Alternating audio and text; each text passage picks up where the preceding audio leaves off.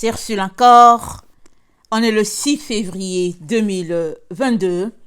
Alors, je viens sonner la trompette une seconde fois aujourd'hui et je viens proclamer le retour de notre Seigneur Jésus-Christ. Soyez tous bénis, soyez remplis de sa joie. Amen. Et soyez persévérants, peu importe l'épreuve par laquelle vous passez. Alléluia. La Bible dit que ceux qui marchent pieusement, ils seront persécutés, ils vivront des choses. Pourquoi? Parce que les esprits méchants sont contre toute personne qui veut se rapprocher de Dieu. Alors, ils ne sont pas contents, ils sont en émoi. Alors, ils provoquent toutes sortes de situations parce qu'ils ne sont pas contents. Puisque tu es en train de quitter le groupe. Et c'est le groupe de qui? Le groupe des gens qui sont perdus. Tu es en train de quitter cela en ayant une relation avec le Seigneur. Et les démons n'aiment pas ça. Alors de tous côtés, ils vont t'attaquer comme des essaims d'abeilles. Mais tu dois résister. Parce que la Bible nous dit, c'est en espérance qu'on est sauvé. Tant et aussi longtemps que tu ne traverses pas la barre. Pour te retrouver de l'autre côté, tu n'as pas une garantie en disant que, ok, j'ai mon ticket du ciel. Non. Tant et aussi longtemps que tu n'es pas passé de l'autre côté, tu gardes le feu. Amen. Tu gardes l'onction, comme on dit. Tu gardes la présence de Dieu. Chaque jour, quand tu te réveilles, ton but, c'est d'aller dans la présence de Dieu. Amen. Alors, il n'y a pas longtemps, le Seigneur m'a dit qu'il voulait me parler. Amen. Alors, je suis venue et c'est Dieu le Père qui voulait me parler. Il m'a dit, ça fait longtemps que tu es venu. Ah, j'étais si triste, n'est-ce pas? Si honteuse aussi. Je me suis arrêtée. J'ai dit, oui, c'est vrai. C'est vrai. Parce que je traversais des situations vraiment... Oh, je ne peux pas expliquer. Et je ne me rendais pas compte que je me limitais, amen, à Jésus. C'est comme tu es dans une vague, la vague est en train de venir, et puis tu essaies de maintenir la tête au-dessus de l'eau. Et je ne me suis pas rendu compte que je ne faisais pas comme d'habitude. Parce que d'habitude, je viens devant Dieu le Père, je dis, papa, je suis là. Papa, je suis là. Et souvent, on ne se dit rien, on se regarde. Je le regarde. Il me regarde et c'est tout. Et après un moment, je m'en vais. C'est tout. Je suis juste venue dire bonjour papa. Et c'est tout. Et je m'en vais. Et évidemment, quand je viens le voir en esprit, n'est-ce pas? Je m'en vais. Mais je suis contente du fait que je suis venue prendre mon temps avec papa. Amen. Et j'avais arrêté de faire ça sans me rendre compte. Quand il me l'a mentionné, alors j'ai demandé pardon. Et évidemment, vous savez, hein, Dieu, c'est vraiment un père. Alors, quand il t'appelle comme ça, là, il vient d'abord te féliciter, n'est-ce pas? Il te dit, tu n'as pas fait ceci, il te félicite. Alors, j'ai dit, oh, pardonne-moi et tout. Et puis, il m'a encouragé, il m'a dit, vraiment, il faut que je continue. Et puis, bon, voilà, comment j'ai diminué d'intensité. Voilà, il m'a dit, il faut augmenter ton ardeur parce que tu as diminué. C'est lui seul qui sait qu'on a diminué. Mais quand il a dit ça, je me suis rendu compte que oui, effectivement, j'avais diminué. Amen. Quand il dit que tu as diminué, c'est par rapport à quoi? C'est par rapport au temps que tu passais avec lui. Et quand Dieu dit que tu as diminué ton temps avec lui, très souvent, c'est la Bible. Quel temps tu passes dans la Bible? Quel temps? Parce que quand tu prends ta Bible là, allez, tu connectes à Dieu le Père. Amen. Et puis, tu connectes à Dieu le Fils, mais Dieu le Fils, c'est aussi Dieu. Amen. Alors Jésus-Christ, il est Dieu de toutes les manières. Il est Dieu. Il est notre Père, il est notre Dieu. Amen. Il est notre tout. Et je l'ai maintes fois dit. J'ai dit que si toi, tu fais l'erreur de limiter Jésus-Christ au stade de Fils, tu auras la difficulté à t'élever en direction de ta montagne. Parce que Jésus-Christ est Dieu. Amen. Il suffit de lire Jean 1 pour te rendre compte que Jésus-Christ est Dieu. Amen. Et n'oublie pas, quand il a demandé, quand Philippe lui a dit, montre-nous le Père, Jésus-Christ lui a dit, Philippe, ça fait longtemps que je suis avec vous et puis tu n'as pas connu le Père. Celui qui m'a vu a vu le Père. Parce que Jésus-Christ, il est l'empreinte du Père. Il est l'image du Dieu invisible. Regardons, on va lire rapidement. Amen. Rapidement. c'est dit dans Colossiens 1, le verset 15, c'est dit, il est l'image du Dieu invisible, le premier-né de toute la création. Car en lui, tout a été créé, toutes les choses qui sont dans les cieux et sur la terre, les visibles et les invisibles, trône, dignité, domination, autorité, tout a été créé par lui et pour lui. Il est avant toute chose et toute chose subsiste en lui. Il est la tête du corps de l'Église. Il est le commencement, le premier-né d'entre les morts, afin d'être en tout le premier. Amen. Alléluia. Amen. Car Dieu a voulu que toute plénitude habite en lui. Donc voilà. Donc, Jésus est Dieu. Amen. Alors, il y a des moments où les deux vont vraiment vouloir parler à leur enfant. Mais il y a des moments aussi, quand ils parlent là, c'est mélangé, c'est tout. C'est comme une seule personne, l'un emboîté dans l'autre. Mais il y a des moments où c'est l'un qui va te parler et puis l'autre est là et puis ils écoutent. Et voilà, donc quand j'ai eu cette conversation, c'était bien, hein, n'est-ce pas? Le lendemain, je suis venue encore m'asseoir. Là, cette fois-ci, en tout cas, il m'a bien récupéré. Il m'a bien récupéré et puis bon, voilà. Mais vous savez, quand un père parle à son enfant et qu'il reproche certains points, c'est parce qu'il aime, n'est-ce pas? Et alors j'ai dit, oui, papa, aide-moi, je ne veux pas te décevoir. Amen. Alors, donc, je suis là hein, pour booster. Amen. Les enfants de Dieu, tous ceux-là qui m'écoutent, bien sûr. Alors, Matthieu 24, je lis dans la Taube. Amen. Ok, je viens parler de le chemin solitaire et étroit. Voilà. Le chemin solitaire et étroit. Amen. C'est pas un chemin de groupe. Non, non, non. C'est le chemin solitaire. Alors, Jésus étant sorti du temple et s'en allait, ses disciples s'avancèrent pour lui faire remarquer les constructions du temple. Prenant la parole, il leur dit, « Vous voyez tout cela, n'est-ce pas? En vérité, je vous dis, je vous le déclare, il ne restera pas ici pierre sur pierre. Tout sera détruit. » Comme il était assis au mont des Oliviers, les disciples s'avancèrent vers lui, à l'écart, et lui dirent, « Dis-nous, quand cela arrivera, et quel sera le signe de ton avènement et de la fin du monde? » Jésus leur répondit, « Prenez garde, que personne ne vous égare, car beaucoup viendront en prenant mon nom. Ils diront, c'est moi, le Messie, et ils égareront bien des gens. Vous allez entendre parler de guerre et de rumeurs de guerre. Attention, on va s'arrêter là.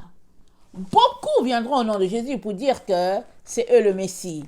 Mais ça veut aussi dire, beaucoup vont venir pour dire, Jésus m'a parlé. Jésus m'a dit ceci. Au fait, c'est ça qu'il m'a dit. Et puis bon, voilà, et tout ça. Peu importe que l'on prêche, qu'on ne prêche pas, que l'on annonce le retour du Seigneur ou pas, qu'on soit un conducteur, peu importe. Le nom de Jésus là, c'est dans la bouche de tous ses enfants.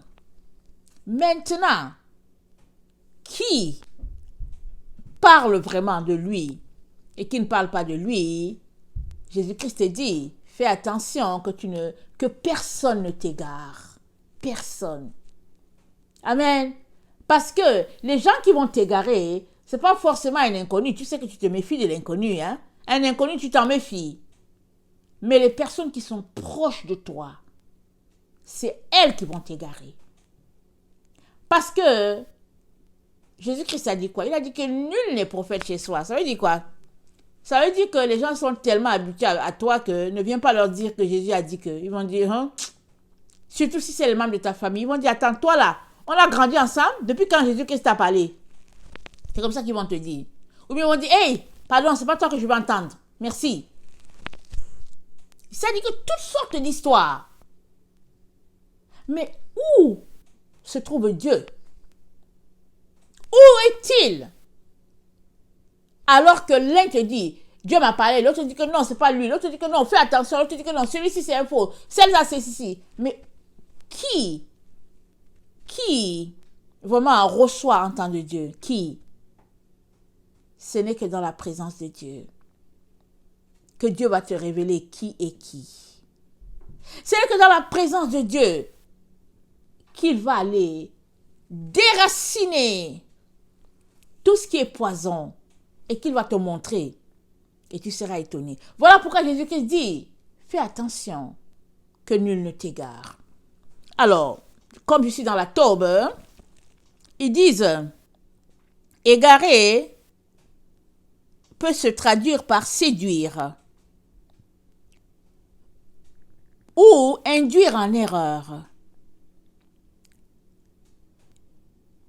Et il dit, par des allusions, des politiques diaboliques, des doctrines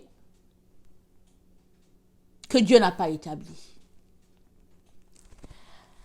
Alors, si vous m'écoutez ou vous m'avez souvent écouté, j'ai souvent mentionné les doctrines hérétiques dans lesquelles on s'est retrouvé.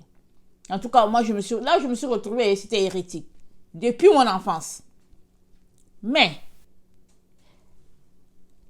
si les parents de l'endroit où tu grandis sont des gens qui lisent la Bible et développent une relation à côté avec le Seigneur, alors ils vont éduquer leurs enfants à avoir une relation avec le Seigneur.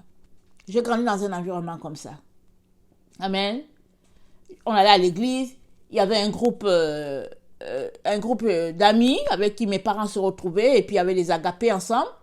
Et il y avait le temps de prière à la maison. Et aussi, j'ai vu mon père qui se réveillait à 5 heures du matin, 4 heures du matin pour aller chercher son Dieu. C'est comme ça que moi j'ai grandi, c'est ça que j'ai vu. Et j'ai aussi à un moment donné commencé aussi à faire comme ça. Et puis bon, donc voilà. Alors, ce n'est que comme ça que petit à petit, les écailles vont tomber de tes yeux. C'est une marche solitaire sur un chemin étroit. Alors, notre chrétienté nous a présenté une chrétienté en groupe. Alors, c'est un groupe qui est là, et puis bon, on est de telle dénomination, on est de telle église, on est de ceci, on est de cela, les gens sont regroupés. Mais, la vraie religion, amen, basée sur la doctrine de Christ, elle est une religion solitaire, un one-on-one. Un à un avec le Seigneur. On dit souvent, oh, mais il est entré au monastère. Oh oui, il est entré au monastère. Qu'est-ce qu'ils font au monastère? Au monastère, on leur apprend à rencontrer Dieu. On leur apprend à se lever le matin, à méditer. Et puis, par exemple, le petit déjeuner, ce sera peut-être à 9 heures. Et puis, quand ils se réveillent, on leur donne 2 heures de temps de prière. Alors, ils ont des choses à faire. Et quand ils viennent pour déjeuner, alors, voilà, ils ont déjà pris le temps avec le Seigneur. Et après, ils ont leur temps pour aller faire des tâches, peut-être au niveau de la cuisine, faire le ménage. Et dans la journée, ils ont encore le temps pour retourner dans la prière. Et puis bon, etc. Mais ils disent que c'est la vie du monastère. Mais laisse-moi te dire, mon frère, ma soeur, c'est la vie de tout enfant de Dieu qui veut entendre Dieu. Si tu veux entendre Dieu là, voilà ta vie. Alors maintenant, si tu es une mère au foyer, en plus là que tu travailles à l'extérieur, je ne sais pas quelle est ta situation, tu dois t'organiser pour que ce carnaval soit observé dans ta vie avec le Seigneur. Alors si tu n'as pas le temps, et que tu vois, tu travailles, et que tu rentres à 18h, il faut préparer, alors tu n'as qu'à t'organiser pour te réveiller à 2h du matin. Ça veut dire que dès que tu finis de préparer, 21h tu es couché. 2h du matin, 3h, tu es debout pour rencontrer ton Dieu. Et puis si tu peux dormir un peu encore, jusqu'à 5h, si tu peux dormir un peu de 5h à 7h, tu dors. Sinon, tu es déjà debout à 3h du matin, prêt à rencontrer ton Dieu, et après cela, tu te laves, tu t'en vas à ton travail. Mais si tu es à la maison, tu dois t'organiser, gérer ton temps, de manière à ce que Dieu soit toujours la priorité, peu importe tes charges. Voilà ta marche solitaire avec ton Seigneur. Mais ne cherche pas à entendre Dieu par quelqu'un d'autre. Cherche ton Dieu jusqu'à ce que tu le trouves. Oui, Dieu peut t'envoyer un mot par telle personne, parce qu'il t'aime, il peut dire ceci, il peut dire à telle personne, prie pour lui, mais ne va pas voir la personne pour que la personne puisse prier pour toi, comme on fait souvent dans nos pays, en Afrique. Oh, pasteur, prie pour moi. Oh, prie pour moi. Tu demandes tout le monde de prier pour toi, alors que toi-même, tu fais quoi? Qu'est-ce que tu fais de ton temps? C'est à toi de prier, jusqu'à ce que Dieu te réponde. J'ai partagé récemment comment j'ai prié pour un sujet, j'ai prié jusqu'à, j'ai trouvé que le temps pressé. Ok? C'était en 2019 là. Le Seigneur m'avait dit, le Canada va changer. Donc je priais, je me disais, il ne faut pas que la chose qui doit arriver là m'attrape ici. Donc je trouvais que le temps était pressé. Et je n'entendais pas Dieu. Alors je priais, je dis, mais c'est où l'endroit où je dois aller avec mes enfants? Mais où est-ce qu'on doit partir? Et Seigneur, c'est où? Puisque tu dis qu'il faut que j'ai un passeport, mais c'est où? Alors j'ai dit, ok, je pense qu'il y a une personne là que je pense que c'est vraiment quelqu'un qui entend de Dieu. Je vais lui envoyer un mot et puis je vais lui demander s'il peut prier avec moi. Alors, j'étais là, je réfléchissais, le Seigneur ne m'a rien dit. J'ai envoyé le mot. Dès que j'ai envoyé le mot, il a dit non. Tu dois me prier jusqu'à ce que je te parle. Il dit, tu dois faire ça. Si je ne t'ai pas répondu, c'est parce que c'est pas ça. Je ne devais pas te répondre. Mais tu dois prier. C'est pas lui qui doit entendre. C'est toi qui dois entendre. Alors, j'ai envoyé un mot à la personne pour dire, bon, je m'excuse, et puis, sorry, et tout ça, et puis, voilà. Et que, bon, Dieu m'a déjà répondu. Alors, j'ai continué. Puisque je voulais passer à côté, n'est-ce pas? Je voulais prendre le chemin le plus court. J'ai continué de prier. Finalement, le Seigneur m'a parlé. Clairement, clair et net. Il dit, oui, c'est moi qui t'ai dit ceci, c'est moi qui t'ai dit cela, tout ça. Mais c'est ici, là, que tu vas faire ton monastère. Je te veux là où tu es, là. Tu vas faire ton monastère, là. Alors, ton passeport, c'est la vérité. Il n'y a personne qui peut arriver au ciel dans une situation de mensonge. Il n'y a pas moyen. Donc, il faut tout simplement que tu t'organises dans toute situation pour être totalement dans la vérité. Peu importe ton type de persécution. Tu dois être dans la vérité. C'est-à-dire, tu dois te dissocier de tout mensonge, de toute zone de ténèbres. Souvent, on a tendance à fuir, n'est-ce pas? Quand on connaît la vérité, on fuit, on se dit, ah non, je ne veux pas les problèmes. C'est comme ça que j'étais d'habitude. Je vois la situation, le Seigneur me parle, le Seigneur me montre bien mes yeux spirituels, je vois et puis je dis rien. Je reste là, je prie seulement, oh Seigneur, oh Seigneur. Là, le Seigneur dit non. Tous ceux-là qui vont se retrouver dans sa présence, amen, éternelle, c'est ceux-là qui se seront dissociés de tout mensonge, de toute zone grise. Et que cette zone grise soit dans une personne, que ce soit dans un building, que ce soit dans une doctrine, c'est à toi de te dissocier. Dieu ne va pas te forcer. Mais il te dit, il veut que la vérité soit au fond du cœur. Alors, c'est à toi de marcher avec lui pour que la vérité soit au fond de ton cœur, peu importe la situation. Peu importe la situation. Alors, la vie de monastère, là, c'est pas juste pour les moines, là, qui sont allés là-bas. Ils nous ont trompés en disant, oh oui, les moines, ils sont, ils sont dans une zone recluse, et puis voilà, et que vous autres, là, c'est l'église. Alors, on se lève les dimanches, on s'en va. Déjà, il faut chauffer la voiture, il faut faire ceci. Ça prend 1 heure ou bien 30 minutes pour arriver. Et après, il faut sortir encore chauffer. Ça fait, ok, ça va faire 1 heure aller-retour, disons. On laisse ça de côté. Le culte, 2 heures. Dans les 2 heures, on prêche 25 minutes. Il y a les offrandes. Il y a les chansons. Et il y a la jazette. On reste en cause avec les gens. Tu rentres à la maison, tu t'arrêtes, tu dis, mais qu'est-ce que j'ai même eu? C'est quoi que j'ai eu en allant à l'église? Tu as vu des gens, tu leur as dit bonjour. Et tu es venu t'asseoir.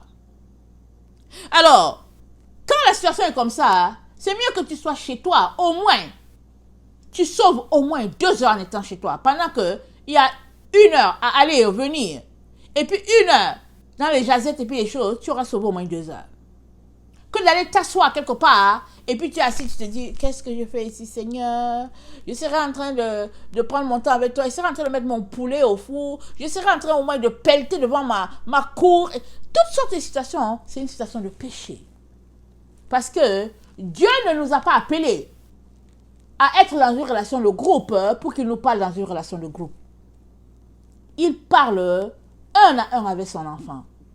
Quand il a appelé Moïse, c'était une situation chaotique. Il a dit à Moïse, ok, sors le peuple d'Égypte.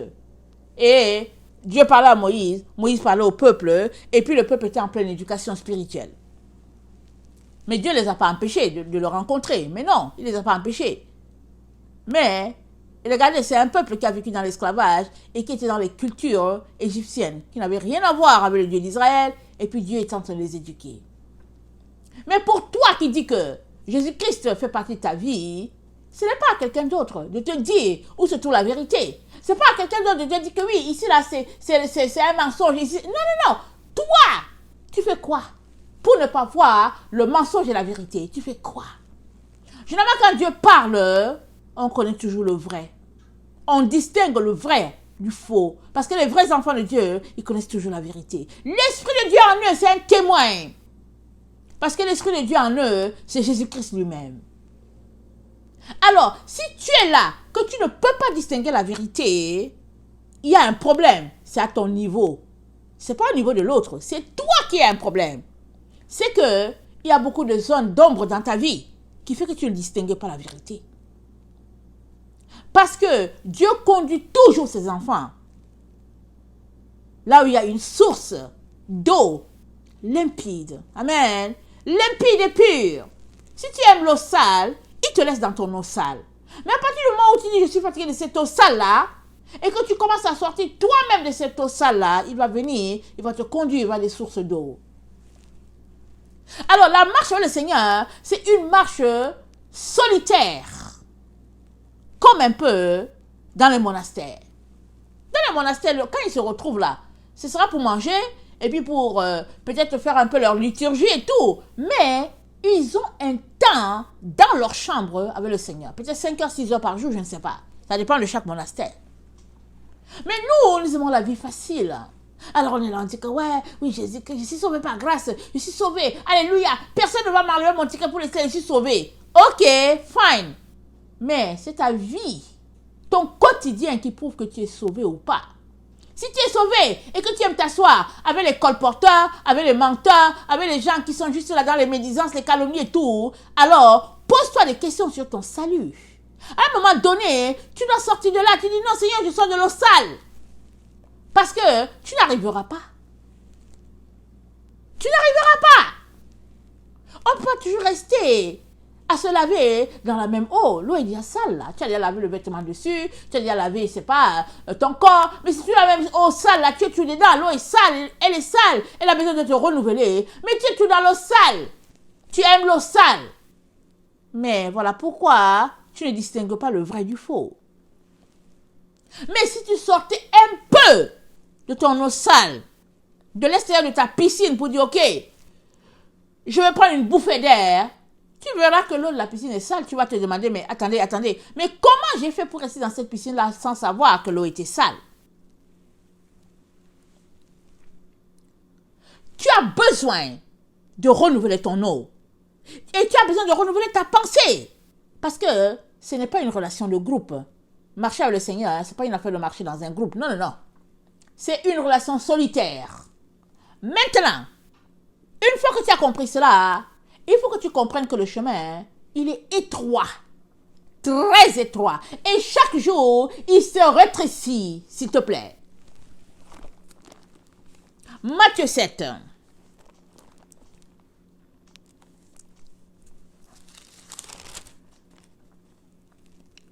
Le verset 13. Entrez par la porte étroite, car large est la porte, spacieux est le chemin qui mène à la perdition.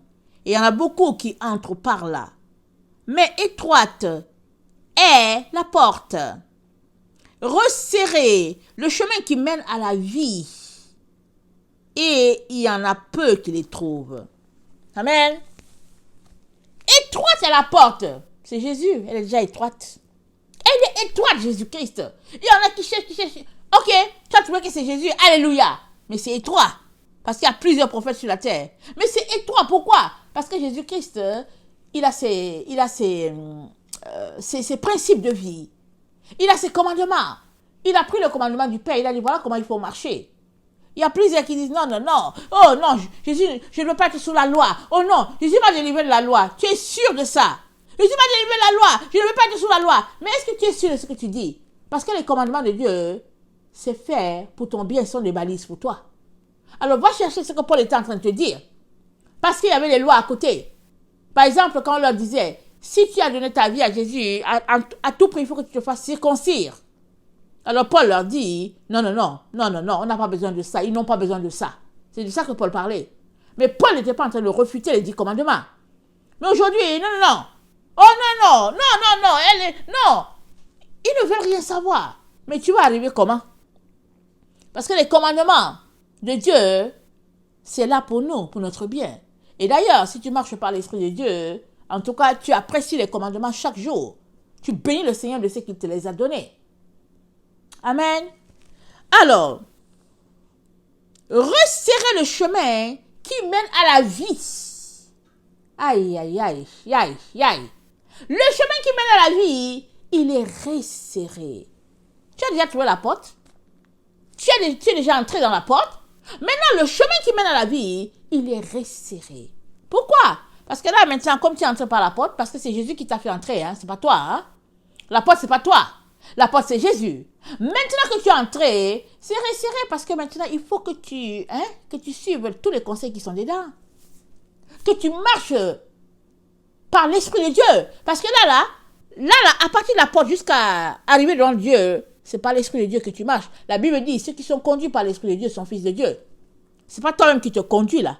Une fois que tu entres par la porte, bye-bye, tu dis bye-bye à ta volonté. C'est la volonté du Père. Mais si tu ne veux pas, tu veux juste entrer par la porte et puis faire ta volonté, alors dehors, tu seras mis dehors. Parce que là, à l'intérieur de la porte, on marche selon la volonté du Père. Alors, Dieu nous dit, il dit, le chemin qui mène à la vie, il est resserré, il y a peu qui les trouvent.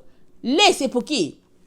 La porte, et puis le chemin. Et ça, je vous dis, le chemin, si tu es là, tu dis, oui, Jésus t'a sauvé, et puis bon, tu aimes te lever, tu viens faire 30 minutes et tout, et puis ben voilà, je suis désolée de te dire que c'est pas suffisant. Oui, il faut que je te le dise. Si ça fait 5 ans, 10 ans que tu as le Seigneur, et que tu lui accordes 30 minutes, ce n'est pas suffisant. Parce que il dit, priez sans cesse. Priez sans cesse. Quand tu finis de prier pour toi là, tu regardes, tu dis, Seigneur, je n'ai pas le temps pour prier pour les autorités de mon pays. Je n'ai pas le temps pour prier pour telle personne. Seigneur, je n'ai pas le temps. Seigneur, viens à mon secours, je n'ai pas le temps. Alors 30 minutes, tu n'as même pas encore fini de chanter les louanges à Dieu. Mais Dieu te dit de prier sans cesse. Pourquoi? Parce qu'il sait qu'il t'a donné 24 heures. Dans les 24 heures là, il sait que tu es capable d'arriver là. Maintenant, il faut enlever les heures que tu passes devant la télévision, les heures que tu passes à causer avec les uns et les autres. Enlève tout ça. Et puis, viens devant Dieu pour savoir s'il ne t'a pas donné assez de temps. Dieu va te prouver qu'il t'a donné assez de temps, mais tu l'as gaspillé, tu l'as dilapidé. En tant que mère, je passe toujours le temps à dire à mes enfants, l'amour, ça se mesure en temps. Je dis, ok, qu'est-ce que tu faisais en bas? Tu faisais quoi sur ta tablette? Tu jouais? Tu faisais quoi? Oh non, mais bon, je lisais ma Bible. J'ai dit, ok, c'est bien. Combien d'heures? Il faut que je vérifie. Parce que il faut qu'ils apprennent par eux-mêmes à aller rencontrer Dieu. Ça, c'est un fait. Mais il ne faut pas qu'ils viennent me raconter ici qu'ils sont restés 2 heures dehors, en bas, ou bien, je veux dire, soit dans leur chambre, soit sur leur ordinateur. Il ne faut pas qu'ils me disent qu'ils sont restés 3 heures à regarder un match ou bien... Non, il ne faut pas qu'ils me le disent. Pourquoi? Parce que ils ont gaspillé leur temps. L'amour se mesure en temps. Tu aimes Jésus? Oui, maman, j'aime Jésus. Alors, quel est le temps que tu passes avec lui si tu l'aimes? Parce que oui, on va se retrouver pour 1 heure ensemble, et puis une personne qui vient, quand l'enfant monte, one-on-one, tout le temps, je parle à chacun et tout. Mais il faut que cette personne-là apprenne à parler à Jésus-Christ par lui-même. À un moment donné, c'est comme redondant, c'est comme tu as l'impression que ils veulent te fuir. Parce qu'ils se disent, elle va encore me parler là, pour me dire, qu'est-ce que tu faisais? Mais c'est mon travail. Et plus tard, il dira, ou bien elle dira, maman m'a fait du bien. Pourquoi? Parce que j'aurais appris à l'enfant à gérer son temps, non en fonction de ses émotions, non en fonction de ce qu'il aime faire, mais en fonction de son amour pour Dieu. Parce qu'il y a un temps pour toutes choses, dit l'Ecclésiaste.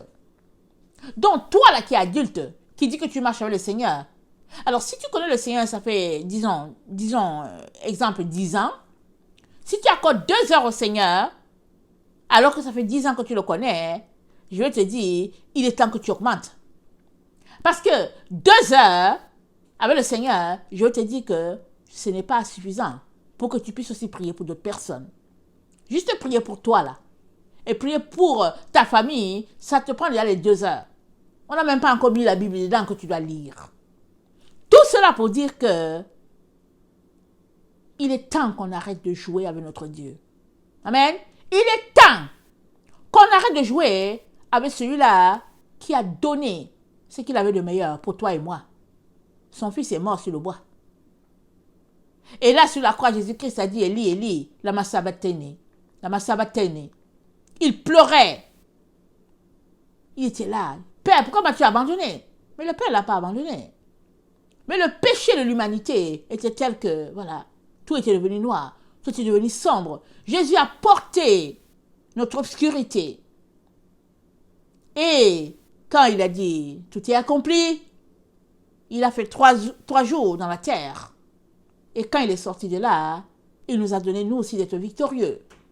Il nous a donné aussi la possibilité, un jour, de voir le Père. Mais il faut qu'on comprenne que nous sommes appelés à mourir. Et mourir, ce n'est pas juste d'attendre que la mort physique vienne nous trouver. Tu meurs maintenant. Alors mourir, ça veut dire que tu n'as plus de volonté. Ta volonté, c'est Jésus-Christ. Maintenant, là, tu es déjà mort. Tout ce que tu fais, c'est pour Dieu. Ça veut dire que tout ce que tu fais, c'est la recherche de Dieu. Et tu n'as plus d'ambition. Ton ambition, c'est Jésus. Tout ce que tu fais, c'est pour la gloire de ton Dieu.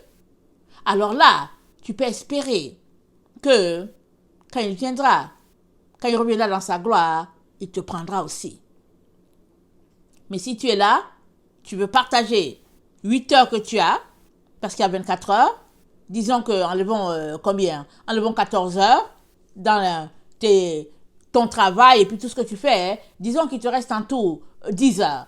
Alors si les 10 heures qui te restent, tu dis que tu dois dormir 8 heures, alors tu dois te lever et puis chauffer ta voiture et puis aller te laver et tout, mais quel est le temps que tu as pour le Seigneur? Quand un adulte vient me dire, ah oui, tu sais, il paraît qu'il faut dormir 8 heures, j'ai dit, en tout cas, il y a un problème. Il y a un problème. Parce que le corps, tu l'adaptes. Et Dieu va te renouveler. Si tu veux juste passer le temps avec lui, il va te renouveler. Si tu n'as pas le temps pour ton Seigneur, pour qui est-ce que tu as le temps? Pour les tablettes? Pour le cellulaire? Pour les amis? Parce que le jour que tu seras devant lui, il te montrera tout le temps que tu as gaspillé. Et moi qui vous parle, je dis seulement, Seigneur, aie pitié. Aie pitié de moi. Parce que je sais que je gaspille le temps. Je sais. Alors, quand je dis à mes enfants que voilà ce que Dieu le Père a dit, et puis bon, voilà, vraiment, voilà comment il m'a repris. Et puis ils m'ont dit, maman, avec les vidéos là que tu fais et tout. J'ai dit oui, mais c'est pas juste les vidéos. C'est pas les vidéos qui font notre relation avec le Seigneur. En plus de faire les vidéos, il faut venir pour son temps d'intimité. Mais en plus de venir pour son temps d'intimité, il faut du zèle, il faut de l'entrain. En plus d'avoir du zèle et de l'entrain, il faut avoir du temps, il faut te disposer pour prier pour les autres et en même temps, il faut être présent dans la maison spirituellement pour tout un chacun. Alors si le Seigneur dit, ici là il y a eu faille, c'est parce qu'il a vu qu'avant tu le faisais et maintenant il y a eu faille. S'il le dit, c'est parce qu'il sait que dans l'emploi du temps que tu as du temps pour cela. Mais où est-ce que tu perds ton temps? Perds-tu ton temps en ligne, en train de bavarder, en train de causer? Perds-tu ton temps en train de zapper la télévision? Perds-tu ton temps en train d'écouter les journalistes farfelus? Qu'est-ce que tu fais? Il est temps que tu règles ce problème. Parce que quand tu seras de l'autre côté, ce sera trop tard, tu ne pourras plus revenir. C'est maintenant qu'il faut que tu vérifies comment est-ce que tu gères ton temps pour que Dieu soit la priorité. Parce que c'est une marche solitaire, ce n'est pas une marche de groupe. Il y en a qui sont là et disent, c'est pas une marche où madame marche avec monsieur. Dans notre monde, on a fait que bon, voilà, dans les couples chrétiens, bon, ils doivent marcher sur le même pas. Mais non, cherche ton Dieu. Cherche-le. Si tu ne le cherches pas, c'est pas l'autre qui va le chercher pour toi. Parce que quand tu es en train de prier ton Dieu là, ça c'est dans l'autre, pas dans l'esprit de l'autre, hein, c'est dans ton esprit que ça c'est dans l'autre. Quand tu lis ta Bible, ça ne va pas dans l'esprit de ta femme, ou bien dans l'esprit de ton mari. Non, c'est en toi que ça se loge. Alors, il est temps que toi aussi tu cherches ton mari, comme l'autre est en train de chercher ou pas. Alors, il y en a qui aiment traîner les pattes. Pendant qu'ils sont assis devant la télévision, ils veulent que toi aussi tu t'assieds à ne rien faire. Non, c'est chacun qui cherche son Dieu. Tu vas pas faire comme Adam et Ève, on dit à Adam, qu'est-ce qui se passe? Pourquoi tu es nu? Oh, c'est Ève. Ève, qu'est-ce qui se passe? Oh, c'est le serpent. Ça marche pas, non? Non, c'est fini ça. Chacun va se tenir devant Dieu et puis personne n'accusera l'autre. Parce que ça s'est déjà passé, on a appris la leçon. Et il est temps que chacun se tienne pour lui-même. Parce que à chaque étape de ta vie, tout ce que tu fais est, comment on appelle ça, est enregistré. L'ange est là, les anges sont là. Ils notent tout. Tout ce que tu fais, c'est parce que tu ne les vois pas. Si Dieu ouvre tes yeux, tu allais voir que l'ange est là en train de noter. Tout ce que tu fais, tout. Alors, c'est la copie. Le jour que tu auras fini, la copie est là. Alors, il est donc très important, mes chers frères, chères sœurs, que nous apprenions que sans mortification, on ne peut pas se rendre. Il faut que tu te mortifies. Il faut que tu passes des moments difficiles à souffrir pour ton Jésus. Et parmi les choses difficiles, là, c'est se réveiller à 2 heures du matin, à 3 heures du matin, quand tu sais que tu vas travailler à 8 heures. C'est se réveiller. Il faut que tu apprennes à te réveiller. Alors pour cela, tu vas te coucher plus tôt. Tu dois gérer ton temps. Alors, si c'est compliqué, parce que tu sais que l'autre est à côté et puis tu ne veux pas que le réveil sonne, mais organise-toi. Il faut que tu te réveilles. Pourquoi? Parce que tu aimes ton Seigneur. Parce que tu veux prendre du temps avec lui. Et il n'y a pas un autre moyen pour toi que ça. C'est comme ça que le Seigneur va te récompenser. Parce qu'il a dit, veillez. Veillez. Il dit, prenez garde. Que personne ne te séduise. Que personne ne te détourne ça qu'il dit. C'est à toi de veiller. Alors, pendant que tu veilles, Dieu va t'avertir. Pendant que tu veilles, Dieu va te montrer les choses. Mais il faut que tu veilles. Excusez. Dans Colossiens 2, le verset 8, c'est dit, prenez garde que personne ne fasse de vous sa proie par la philosophie et par une vaine tromperie. S'appuyant sur la tradition des hommes, sur les rudiments du monde, et non sur Christ. Amen. Si quelqu'un vient te parler là, que tout soit centré sur Christ. Que tout. Si quelqu'un te parle là, vérifie si c'est Dieu qui est en train de te parler, ou bien si c'est les démons qui sont en train de te parler à travers la personne. Vérifie. Il y a plusieurs personnes qui, elles parlent, mais ce n'est pas Dieu qui parle. Elles parlent, mais ce sont les démons qui parlent. Elles parlent, mais ce sont les esprits séducteurs qui parlent. Elles parlent, mais ce sont des esprits familiers qui parlent. Elles parlent, mais ce n'est pas Dieu. Donc, les personnes sont autour de nous pour soit nous aider à avancer, soit nous retarder. Mais c'est à toi de voir. Mais si tu passes du temps avec une personne, plus que tu le passes avec Jésus, il y a un problème. Que cette personne soit ton mari ou ta femme, ou pas, il y a un problème. La personne avec qui tu dois passer le plus de temps, c'est ton Dieu, c'est ton Créateur. Il t'a créé. Amen. Il t'a créé. Il t'a façonné à son image. Et sois heureux. Pourquoi? Parce qu'il veut être avec toi. Il veut être avec toi tout le temps. C'est lui qui t'a créé et puis il veut être avec toi. Alors, sois content du fait que le Créateur veut toujours être avec toi. Et puis, rends-toi disponible pour être à ses côtés, pour l'écouter. Rends-toi disponible. Alors, il va te faire confiance de telle sorte que s'il veut envoyer quelqu'un, c'est toi qui le vas envoyer. Parce qu'il sait qu'il y a cette intimité entre toi et lui. Très, très important, mes chers frères et chères sœurs, de saisir que la marche avec le Seigneur, ce n'est pas une marche en groupe. Ne te laisse pas berner. Prends ton temps, cherche ton Dieu et apprends à le connaître. Tu apprends à le connaître comment? En te connaissant toi-même. Prends le temps devant lui. Demande-lui qui tu es. Qu'est-ce que tu es venu faire sur la terre? Pendant que tu cherches à savoir qui tu es, tu es en train de t'approcher de lui. Parce que pour qu'il te dise qui tu es, il faut que tu prennes le temps avec lui. Hein? Alors ça peut te prendre du temps. Je ne dis pas que chaque expérience sont similaires. Non. Quelqu'un peut se mettre à chercher le Seigneur pendant 10 ans. Hein?